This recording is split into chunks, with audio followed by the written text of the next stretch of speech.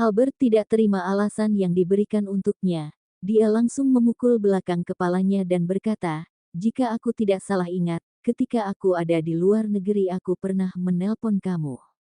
Artinya walaupun dia ada di luar negeri, masih bisa menghubunginya. Kina mengelus belakang kepalanya, menatapnya dengan mata berkaca-kaca dan penuh kasihan. Dia tidak akan pernah mengakui bahwa dia lupa memberi tahu Albert kabar bahwa dia kawin lari ini. Jika mengakui ini, dia pasti akan membunuhnya. "Kamu adalah sahabat baikku, bagaimana mungkin aku mengatakan informasi sepenting ini di telepon? Setidaknya harus membuat sebuah acara dan mengatakannya langsung kepadamu, baru menunjukkan betapa pentingnya dirimu terhadapku kan?" Ucapan omong kosongnya ini semanis madu. Dialah orang yang paling mengerti titik kelemahan Albert. Omong kosong. Albert memelototinya, kemarahannya langsung menghilang sebagian, langsung memberikan sebuah kotak ke pelukannya. "Ini adalah hadiah untuk kamu orang yang tidak punya hati nurani. Aku tidak beromong kosong, apa yang aku katakan itu semua berasal dari hatiku." Kina berbicara sambil membuka hadiah. Tidak lama kemudian dia pun langsung berteriak gembira, "Ah, parfum favoritku, gundiknya. Aku paling sayang padamu. Kamu berani menyebut artis terkenal dengan panggilan gundiknya. Aku akan membunuhmu." Kemarahan Albert yang baru mereda itu langsung melonjak kembali, mencekik lehernya sambil menggertakkan gigi. Dia paling membenci orang memanggilnya dengan panggilan gundiknya, karena panggilan ini seperti memanggilnya seorang idiot. "Aku salah, nona cantik dengan kulit putih, kaki panjang dan mempesona, tolong ampuni aku." Kina yang menyadari kesalahan ucapannya ini langsung minta ampun. Albert melihat cincin di jari manisnya dan langsung melepaskan tangan yang mencekik leher, dan meraih pergelangan tangannya. Bagaimanapun keluarga Okto adalah keluarga terkaya di negara R, cincin ini terlalu kecil kan? Sangat menyedihkan. Ibu Kina hanya mengatakan suami Kina bernama Ezra, tidak mengatakan latar belakang keluarganya. Namun sebagai seorang artis terkenal, dia sudah berinteraksi dengan banyak kalangan atas dunia hiburan. Secara otomatis hal yang diketahui juga lebih banyak. Ketika mendengar nama ini, dia pun bertanya kepada Ibu Kina. Apakah Ezra adalah Ezra dari keluarga terkaya itu? Tidak disangka ternyata benar. Pria yang sangat rendah hati, kabar mengenai dia yang tidak mau menyentuh wanita itu, bukanlah sebuah rumor melainkan kenyataan. Tidak disangka dalam satu perjalanannya ke luar negeri, seluruh dunia seakan berubah menjadi khayalan.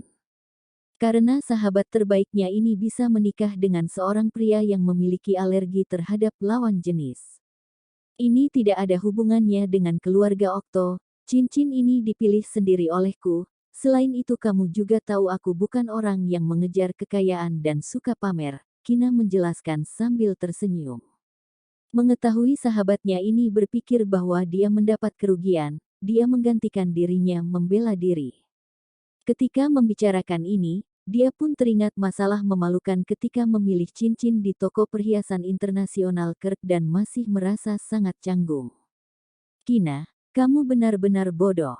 Albert berpura-pura mendesah tidak puas, dalam hatinya mengetahui kepribadiannya yang lembut dan tidak terlalu mempedulikan harta. Nama cincin ini adalah My Love. Dia pernah melihat cincin ini diberitakan secara eksklusif oleh Global Fashion Magazine. Kemudian ada yang mengatakan tidak sampai 2 jam setelah masuk ke pasar, semua sudah terjual habis. Sementara Kina memakai cincin ini, dia bisa menebak arti di dalamnya. "Ayo, coba ceritakan bagaimana kalian berdua bisa bertemu?" Dia berhenti dan menambahkan dengan suara rendah, "Jangan mengatakan kebohongan bahwa kalian sudah berpacaran selama 5 bulan itu, aku tahu kamu kawin lari." Kina langsung merasa putus asa, dia tahu tidak akan bisa membohongi sahabat baik yang mengenalnya dengan sangat jelas ini. "Pada saat aku terbangun, aku menemukan bahwa aku tidur di satu tempat tidur yang sama dengannya, kemudian." Dia hanya bisa tersipu malu, dan menceritakan masalah kawin lari dan mengambil sertifikat pernikahan ini kepadanya dengan suara kecil. "Jangan biarkan orang tuaku tahu masalah aku kawin lari ini ya, aku tidak ingin mereka khawatir. aku akan mencari waktu untuk menceritakan yang sebenarnya kepada mereka. Jangan khawatir, aku akan menjaga rahasia ini. Tidak disangka tuan muda yang biasanya begitu serius dan membosankan, ternyata adalah orang yang bisa bersilat lidah.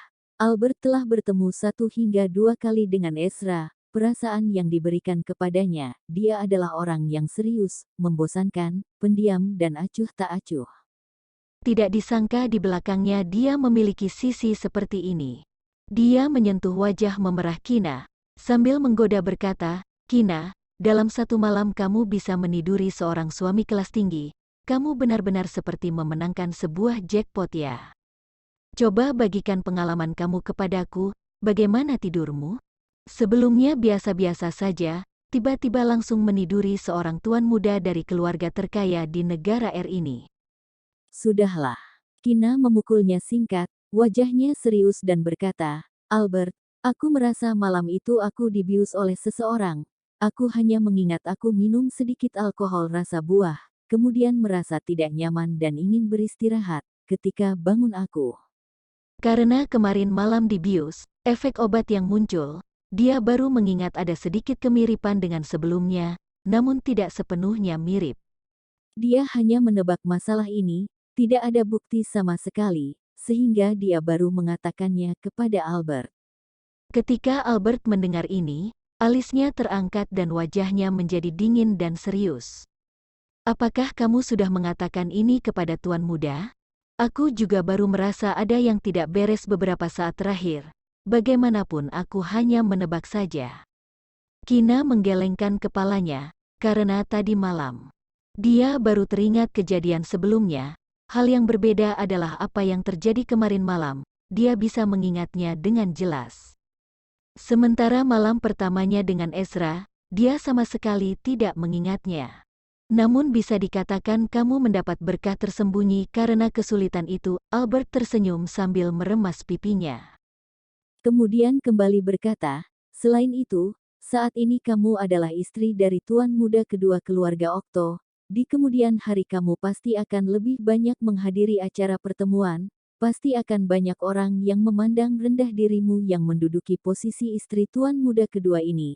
Mencari masalah di antara kalian suami istri, jika bisa, jangan menerima makanan atau minuman yang diberikan orang lain. Jika tubuhmu terasa aneh, kamu harus langsung mengatakannya kepada orang di sisimu."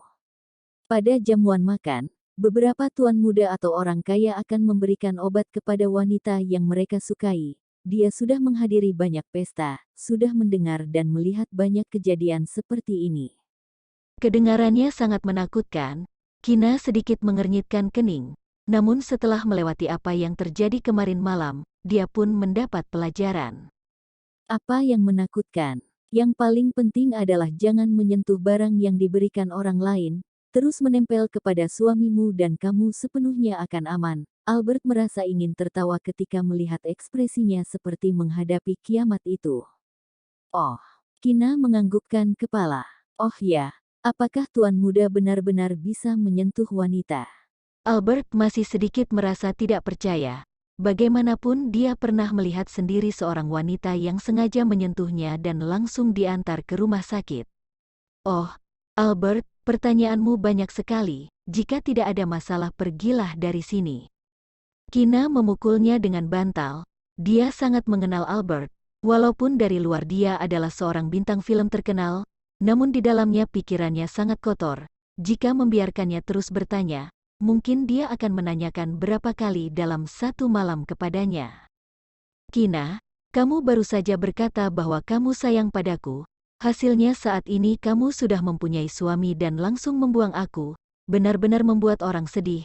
Albert memegang dadanya, menunjukkan keterampilan aktingnya yang luar biasa. Air mata mulai mengalir turun dari matanya. "Hahaha, aku bukan laki-laki." "Air matamu tidak memiliki efek terhadapku." Kina yang sudah tertipu tidak terhitung banyaknya itu, saat ini sudah kebal terhadap kemampuan aktingnya. Albert menyeka air mata, langsung menyerang pinggang Kina dengan kedua tangannya. "Hah, aku akan membuatmu tidak bisa berhenti tertawa. Hahaha sayang." "Haha, haha, Nona Liam yang cantik, aku tidak berani lagi." Kina tidak bisa melarikan diri, hanya bisa meminta ampun sambil tertawa. Beruntung terdengar ketukan pintu di luar dan suara Ibu Libra terdengar masuk dan menyelamatkannya. Kina, Albert, ayo makan malam. Baik, kami akan turun sekarang. Albert menarik tangannya sambil mendengus berkata, aku akan melepaskanmu saat ini, bagaimanapun malam ini aku akan tinggal di sini. Aku akan kembali memberimu pelajaran malam ini. Karena biasanya, setelah Albert selesai mengerjakan pekerjaan, dia akan tinggal di kediaman keluarga Libra. Selain itu hubungan mereka berdua sangat baik, oleh karena itu tempat tidur Kina juga sudah diubah menjadi tempat tidur yang besar olehnya. Welcome walaupun Kina mengatakan ini, dalam hati berpikir bagaimana cara untuk menaklukkan harimau betina ini. Amarah Nona Liam artis besar ini. Setelah makan dan mandi, mereka berdua duduk di atas tempat tidur membicarakan apa yang terjadi di antara mereka berdua beberapa saat terakhir. Walaupun kebanyakan membicarakan masalah kawin lari Kina. Meskipun kawin lari, namun Albert sangat setuju, karena dia merasa Kina sudah menghabiskan keberuntungan seluruh hidupnya baru bisa bertemu Ezra. Dia juga sangat tenang dan lega terhadap Ezra, dia yang dengan usia saat ini sudah menjadi komandan pasukan khusus. Serigala malam, dia tahu perkawinan yang cepat ini pasti bukan sebuah pernikahan impulsif, melainkan sudah dipikirkan secara matang. Dia percaya di kemudian hari dia akan menjalaninya dengan serius dan sepenuh hati. Senin ketika Tias sampai ke kantor, dia langsung melihat cincin berlian merah muda di jari manis Kina yang sangat menusuk pandangannya. Cincin ini adalah buatan tangan murni, desain model yang sederhana, elegan dan unik. Dia sudah pernah melihatnya dalam laporan eksklusif Global Fashion Magazine, pada saat itu dia langsung menyukainya. Namun tidak disangka ketika hari penjualan, dalam waktu singkat sudah tidak ada di pasaran, penjualannya dihentikan. Penjelasan resmi yang diberikan KRC International adalah, ada seseorang yang misterius yang sudah membeli seluruh jenis cincin ini. Berita itu langsung membuat banyak selebriti yang menyukai cincin ini menjadi cemburu. Perhiasan KRC International disebut sebagai sebuah seni perhiasan mewah. Untuk seseorang ingin membeli seluruh cincin KRC International yang disebut My Love ini, ditambah jenis cincin yang merupakan edisi terbatas, setidaknya harus membayar 1.400 hingga 600 miliar. Ketika penjualan cincin ini dihentikan, langsung membuat semua orang menebak, orang kaya mana yang senol romantis ini. Pagi, Bu Libra. Tias menampilkan senyuman sopan dan anggun, menyapanya dengan lembut. Selamat pagi, Bu Tias. Kina memberikan senyuman yang murni dan cemerlang padanya. Tias dengan ekspresi yang sangat terkejut berkata, "Hah, Bu Libra, cincin kamu itu." Kina mengelus cincin di jari manis dengan sedikit malu, sambil tersenyum berkata, aku sudah menikah, namun untuk waktu perayaan pernikahannya masih belum dipastikan, masih belum berencana untuk disebarluaskan." Jantung Tias langsung berdetak dengan cepat, senyuman di wajahnya pun hampir tidak bisa ditahan lagi. Ketika memikirkan dia bertemu Kina dan Vito di Siput Majesty pada saat yang sama, kemudian kemarin malam Vito secara tepat waktu menyelamatkannya. Apakah skandal tidak senonoh Vito beberapa saat terakhir dibuat untuk menyembunyikan bon besar ini? Apakah mereka sudah menikah diam-diam? Apakah suamimu adalah orang keluarga Okto dari keluarga terkaya itu? Perasaannya gelisah, mencoba bertanya kepadanya. Bagaimana kamu tahu? Kina sedikit terkejut. Dia bukan orang yang suka menyebarluaskan, ditambah Ezra berasal dari keluarga terkaya, tanggal pernikahan juga belum dipastikan. Untuk tidak mengganggu kehidupan normal, dia tidak memiliki keinginan untuk mengatakan, aku sudah menikah, kepada orang lain, berpikir di kemudian hari akan langsung mengirimkan undangan pernikahan. Haha, aku melihat cincin ini berasal dari KRC Internasional. Aku menebak sembarangan. Tias tersenyum ringan, aku pergi ke kamar mandi dahulu. Topeng wajah berpura-pura elegan dan tenang itu, ketika dia membalikkan tubuhnya langsung hancur berkeping-keping. Kedua tangannya memegang erat pakaian di depan dadanya, kekurangan udara di dadanya membuatnya hampir tidak bisa bernafas. Dia adalah orang dari keluarga Okto. Meskipun 99% dia yakin adalah Vito, namun dia masih tidak berani mendengarnya langsung dari mulut Kina. Mengapa dia tidak pernah berpikir suami Kina adalah Okto Tuan kedua? Seluruh orang kelas atas tahu dan sudah menyaksikan bahwa Okto Tuan kedua tidak dapat menyentuh seorang wanita. Ketika mereka menyentuhnya sembarangan, hal itu akan langsung menghilangkan setengah nyawanya. Hingga saat ini tidak ada satu wanita pun yang bisa mendekatinya, apalagi menikahinya. Ternyata, penjualan cincin itu bukan dihentikan oleh pria misterius, namun dilakukan Vito untuk membuat seorang wanita cantik tersenyum, sengaja menghentikan penjualannya. Saat ini dia benar-benar merasa benci, merasa sangat tidak rela. Bagaimana Kina seorang wanita biasa dan kampungan itu layak bersanding dengan Vito? Sementara Kina tidak terlalu memikirkan apa yang dia katakan, hanya menggelengkan kepalanya sambil tersenyum. Sore hari setelah selesai kelas, ketika Kina baru keluar dari ruang guru, sedang berjalan di koridor, seikat besar bunga mawar yang dikemas dengan rapi dan indah menutupi jalannya. Dalam sekali pandang diperkirakan ada puluhan hingga ratusan batang bunga. Bu Libra, jadilah pacarku. Seorang anak laki-laki berwajah tampan dan keren, yang mengenakan seragam Universitas R berdiri di hadapannya, pandangannya sedikit arogan dan dominan, dengan aura elegan dan dingin memancar di tubuhnya. Karena baru saja selesai kelas, sehingga koridor itu dengan cepat dikelilingi oleh sekelompok murid yang menonton. Maaf nak, aku sudah menikah. Kina mengangkat cincin di jari manis kirinya sambil tersenyum hangat berkata. Dia tidak mengenal murid ini, namun melihat dari lencana seragam miliknya itu, dia adalah seorang mahasiswa tahun kedua. Sejauh yang aku tahu, hingga saat ini Bu Libra masih belum mempunyai pacar. Bagaimana bisa sudah menikah? Cincin itu digunakan untuk membohongi pria lain yang mengejarmu kan? Brahma menampilkan senyuman ringan dan sok hebat, berpikir dia berhasil menembus kebohongan Kina. Kina menahan keinginan untuk memukul dahinya, merasa jika langsung melemparkan sertifikat pernikahan ke depannya pun, dia akan berpikir sertifikat itu palsu.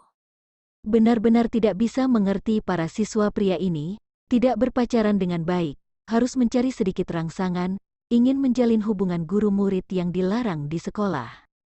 Dia menghela nafas, dengan nada yang sedikit tidak sabar. Dik, tolong berikan jalan. Jika Bu Libra tidak menyanggupi permintaan menjadi pacarku, jangan harap untuk pergi. Brahma berkata dengan nada yang arogan. Beberapa orang yang mengikuti di belakang Brahma mulai berteriak, Bu Libra terimalah dia. Tiba-tiba ikatan mawar di tangan Brahma direnggut oleh seseorang. Detik berikutnya langsung dilempar dengan keras di tanah. Orang di sekeliling yang melihatnya pun langsung terkejut dan berhenti bernafas. Suasana di sana pun menjadi sangat hening. Brahma dikenal sebagai tuan muda kecil di Universitas R. Sementara orang yang membanting bunganya ini, walaupun tidak tahu apa latar belakang keluarganya namun juga tidak boleh menyinggung tuan muda ini. Apakah kamu mencari mati? Wajah Brahma langsung menjadi gelap, menarik pakaian Ezikra, memancarkan aura membunuh. Bu Kina adalah orangku, kamulah yang mencari mati. Ezikra langsung mendorongnya, merapikan kerutan di pakaiannya dengan anggun dan tenang. Nada bicara yang lembut itu dipenuhi penghinaan, dasar pelakor. Postur tubuh mereka berdua hampir mirip, seorang dengan ekspresi yang dingin dan arogan, sementara satu yang lain seorang gentleman yang hangat dan anggun. Namun secara aura, mereka memiliki aura yang seimbang. Pada saat ini kedua aura yang kuat saling bertabrakan, aura membunuh menyebar, memberi orang di dalam jarak 1 meter sebuah perasaan yang mengerikan. Ketika para murid melihat ini mereka mulai mundur ke belakang dan ada murid yang dengan baik hati menarik Kina yang ketakutan ke belakang. Kina yang ditarik seperti itu langsung tersadar.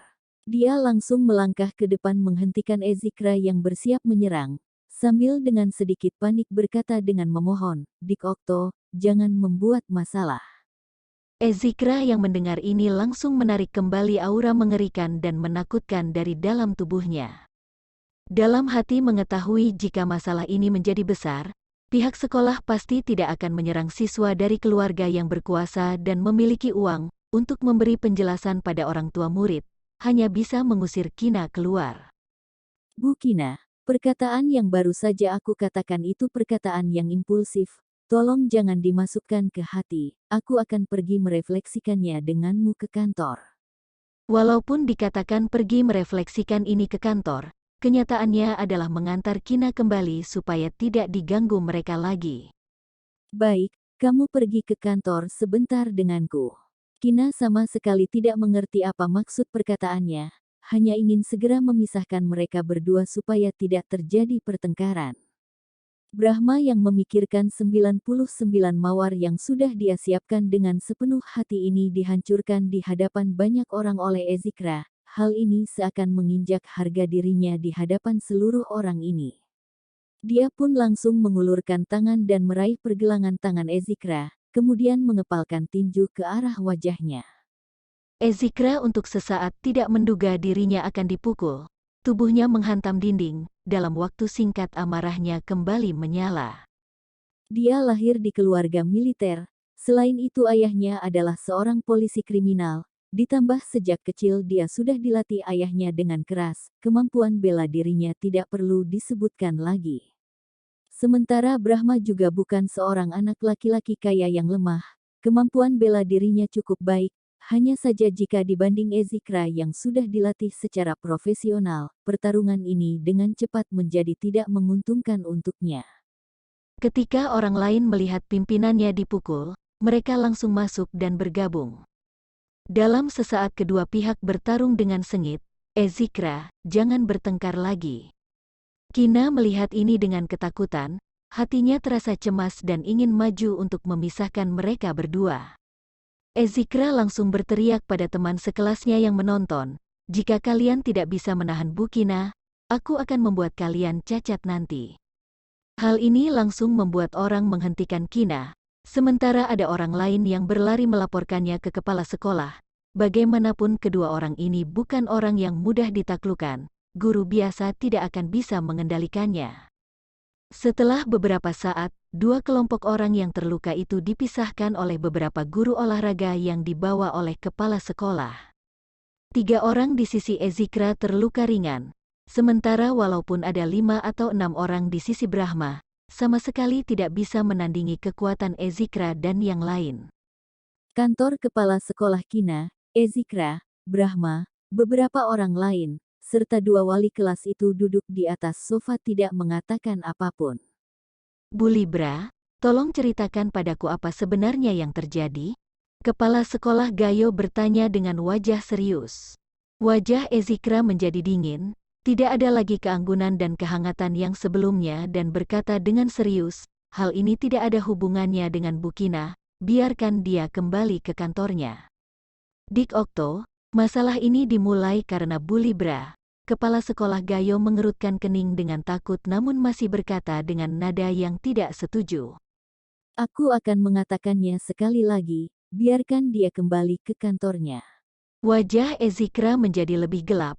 Apakah kepala sekolah tidak mengerti perkataanku ini? Atau haruskah waliku yang mengatakannya ulang kepadamu? Perkataannya dipenuhi ancaman. Brahma juga menambahkan, dia juga berkata dengan nada dingin, kepala sekolah, ini adalah masalah dendam di antara kami berdua, sama sekali tidak ada hubungannya dengan Bu Libra. Kepala sekolah Gayo memikirkannya sejenak. Dia juga tahu status Ezikra. Dia didukung oleh seluruh keluarga Okto. Walinya adalah Komandan Serigala Malam yang ditakuti Okto Tuan kedua. Sementara Presiden KRC Internasional adalah paman ketiganya. Jika menyinggung Ezikra, posisi kepala sekolah ini bisa berubah dalam hitungan menit. Walaupun keluarga Kanye tidak sekuat keluarga Okto, namun mereka tetap keluarga yang terpandang di kota Leicester. Orang tuanya adalah pemimpin dari Kanye Group, kakaknya adalah pimpinan Departemen Pendidikan. Dia tidak bisa menyinggung 2 iblis kecil ini. Bu Libra, kamu kembalilah terlebih dahulu. Kepala sekolah, masalah ini terjadi karena diriku, aku tidak bisa. Aku menyuruhmu kembali, kamu laksanakan saja. Siapa sebenarnya kepala sekolah tempat ini, aku atau kamu? Cepat keluar. Kepala sekolah Gayo berkata dengan sikap yang tegas dan tidak senang. Kina ragu-ragu singkat, memandang Ezikra dengan sedikit khawatir, memandang Brahma dan kemudian berjalan keluar. Tidak lama kemudian, dua wali kelas Ezikra dan Brahma juga diusir keluar. Bu Libra, sebagai seorang guru, kamu memiliki hubungan yang tidak jelas dengan murid laki-lakimu. Sebelum mereka bertengkar kamu tidak bisa menyelesaikannya tepat waktu. Aku berharap kamu bisa merefleksikan ini. Dua guru wali kelas yang terkenal keras itu mengkritik Kina dengan wajah yang gelap. Setelah mendengus singkat, mereka langsung meninggalkan tempat. Mendengar kritik mereka, Kina langsung merasa sedikit tidak nyaman. Sejak dulu mimpinya adalah menjadi seorang guru luar biasa yang bisa mendidik orang. Pada akhirnya ketika dia baru magang sudah membuat masalah seperti ini. Dia pun dengan cemas mulai berjalan mondar-mandir di koridor. Dia tidak pernah berpikir akan muncul kejadian seperti ini, kejadian di mana dua murid bertengkar karena dirinya. Jika masalah ini tersebar hingga ke departemen pendidikan, magangnya masih belum selesai dan dia mungkin akan diusir pergi. Setengah jam kemudian Ezikra, Brahma dan dua kelompok mereka mulai berjalan keluar dari kantor. Kina langsung menghampiri mereka dan bertanya, "Dik Okto, apa yang kepala sekolah katakan?" "Bu Kina tenang saja, kamu tidak apa-apa, aku hanya disuruh menulis 1000 kata refleksi diri. Masalah pertengkaran ini tidak ada hubungannya dengan Kina." Ezikra tersenyum hangat, menghiburnya dengan suara lembut. Kina tidak tahu apa yang sudah dibicarakan kepala sekolah kepada mereka selama setengah jam ini. Namun dia masih tidak bisa menahan diri dan dengan cemas bertanya, "Apakah kalian tidak dihukum? Jika dihukum akan mempengaruhi nilai kalian ketika kalian lulus di masa depan." Hanya menulis refleksi diri saja. Ezikra tersenyum hangat, menatap Brahma singkat dengan menantang kemudian kembali berkata, "Bu Kina, apakah kamu ingat? Kamu masih berhutang 1 jamuan makan denganku. Bagaimana jika malam ini mentraktir kami bertiga makan hotpot?" Kamu, Agro dan Kista pergilah ke klinik merawat luka kalian terlebih dahulu." Kina berkata dengan nada yang ambigu, "Kamu setuju kan? Atau apakah Bu Kina ingin makan malam berdua dengan cahaya lilin denganku?" Ezikra menampilkan senyuman anggun, tanpa sadar melukai sudut bibirnya yang terluka. "Tidak, lebih baik makan hotpot bersama malam ini." Kina dibuat ketakutan hingga menyanggupi, kemudian mengarahkan pandangan kepada Brahma.